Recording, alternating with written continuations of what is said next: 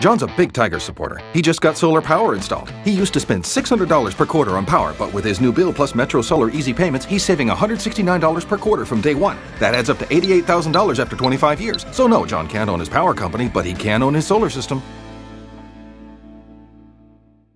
Tim, thanks for joining us on Raw Vision, presented by Metro Solar, and a really big win by the VFL team on the weekend. It must have been pleasing to see them turn a corner.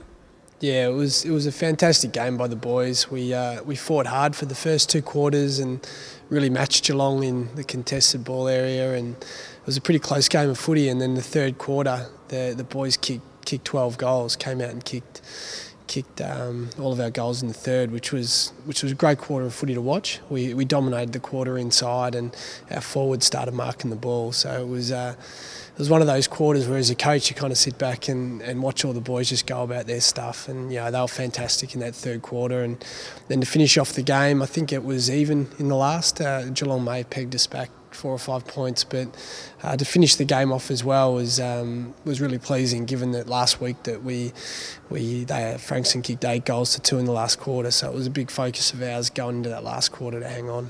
And what do you think was the difference this week? Was there any particular focus during the week? The focuses weren't too dissimilar, but we had 8 guys come into our side that are AFL listed players, and all of those guys were solid contributors on the weekend. I think it makes a bit of a difference. We've still got some high quality VFL guys who could come in if we have 3 or 4 injuries, but we were lucky that we had a really strong side in, and it had really good balance too. So we had an even spread of players across all different lines, so it made it a lot easier for the boys to gel, and we adjusted to the weather conditions well too, which helped. Speaking of some of those AFL players, Ricky Pettard, Ben Griffiths, Dylan Grimes, they responded really well to playing in the VFL. How did you rate their performances?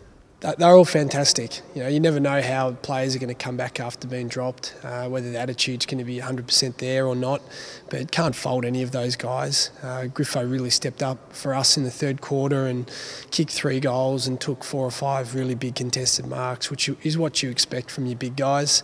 Ricky Pettard had 30 plus touches, going through the midfield, wing, forward, and really set the scene for us early. He went back with the flight of the ball on one contest and showed everyone that we're here to compete today, and he was outstanding. And then Grimesy, to have him and Matty D back in our defence, they really drove the Richmond behaviours, which is what we want to stand for, and those 2 boys were terrific all day.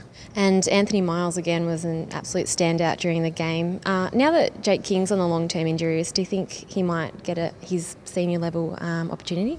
Look, I don't know whether Milesy will get that, but you're right. He had 37 touches and 12 or 13 clearances. He's one of our favourites down at VFL, so it'd be a shame to lose him up to play senior footy, but that's why we're here. So, look, if he gets an opportunity, great. However, our midfield at senior level is still quite strong.